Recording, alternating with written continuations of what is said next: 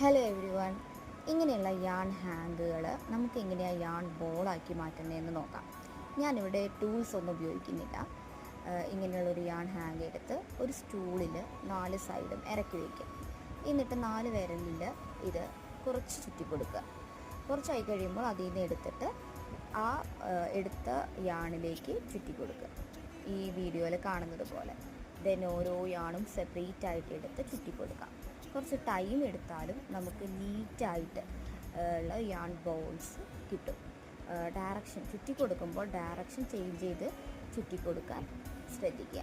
അങ്ങനെ ചെയ്യുമ്പോൾ നമുക്ക് നീറ്റായിട്ടുള്ള യാൺ ബോൾസ് ലഭിക്കും.